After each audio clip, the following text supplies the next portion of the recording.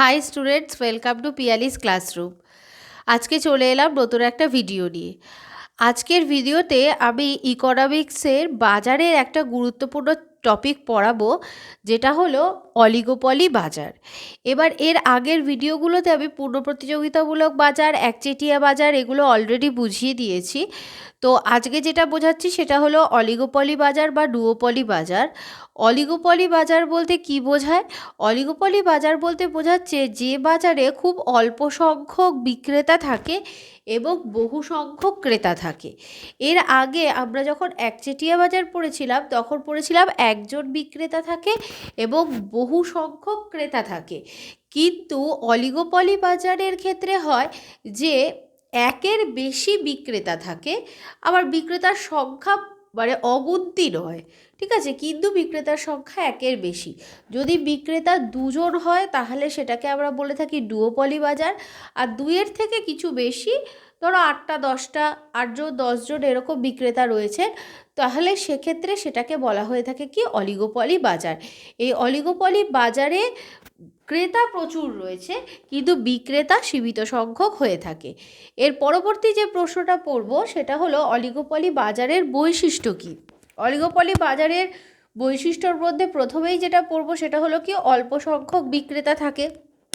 বারবারই বলছি যে বিক্রেতার সংখ্যা খুবই কম হয়ে থাকে, অল্প সংখ্যক বিক্রেতা তারাই দ্রব্যটা বাজারে বিক্রি করে থাকে। উদাহরণস্বরূপ আমরা এটা বলতে পারি যে আমাদের দেশে লৌহ ইস্পাত উৎপাদনকারী কোম্পানিগুলো কয়েকটা সীমিতই কোম্পানি রয়েছে। পেট্রোরসায়ন দ্রব্য উৎপাদনকারী কোম্পানির কথা বলতে পারি, গাড়ি উৎপাদনকারী সংস্থার কথা বলতে পারি। এগুলো কিন্তু খুব সীমিত কয়েকটা সংস্থাই এই দ্রব্যগুলো আমাদের বাজারে সরবরাহতা দিয়ে থাকে, কিন্তু এর ক্রেতার সংখ্যা প্রচুর রয়েছে। এর পরবর্তী যেটা পড়ছি সেটা হলো কি সমজাতীয় দ্রব্য বা পৃথকীকৃত দ্রব্য। হতে পারে এই বাজারে প্রত্যেক বিক্রেতা একই ধরনের দ্রব্য বিক্রি করছে, বা হয়তো তারা আলাদা আলাদা দ্রব্যও বিক্রি করতে পারে। দ্রব্যের মধ্যে দেখা যায় সমজাতীয় হয় বা পৃথকীকৃত হয়। বিক্রেতাদের মধ্যে পারস্পরিক নির্ভরশীলতা থাকে। কেন বিক্রেতাদের মধ্যে পারস্পরিক নির্ভরশীলতা থাকে?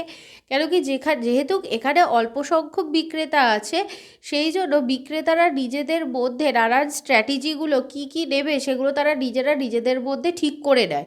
দ্রব্যের দাম কী রাখবে, কতটা সাপ্লাই হবে বাজারে, দ্রব্যের গুণগত মান কীরকম হবে, কীভাবে তারা উৎপাদন করছে, বাজারের অবস্থা কীরকম রয়েছে, এই সমস্ত বিষয় এরা একে অপরকে কিন্তু নানানভাবে সাহায্য করে এবং তারা নিজেরা পারস্পরিক সহযোগিতার মাধ্যমে কিন্তু দ্রব্যগুলো বাজারে সরবরাহতা দিয়ে থাকে।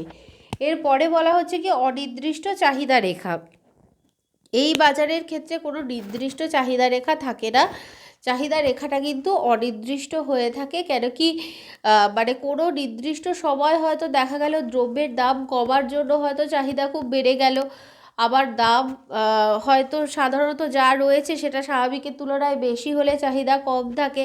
তাহলে এক্ষেত্রে নির্দিষ্ট কোনো চাহিদা রেখা থাকে না। আর এই ধরনের মানে দ্রব্যগুলো দেখা যায় যে যেগুলো মানুষ হয়তো সবসময় সেগুলোকে ব্যবহার করতে পারে না, বা সবাই সেগুলোকে কিনতে পারে না, সবার ক্রয় ক্ষমতা থাকে না।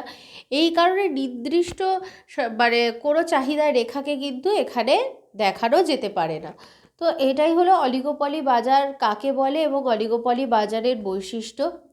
ভিডিওটা যদি তোমাদের ভালো লেগে থাকে তাহলে অবশ্যই আমার চ্যানেলটাকে লাইক করো, সাবস্ক্রাইব করো, বেল নোটিফিকেশানটাকে সবাই কিন্তু অন করে রেখো পরবর্তী ভিডিও নোটিফিকেশানটা পাওয়ার জন্য। আজকে তাহলে এখানেই শেষ করছি, টাটা।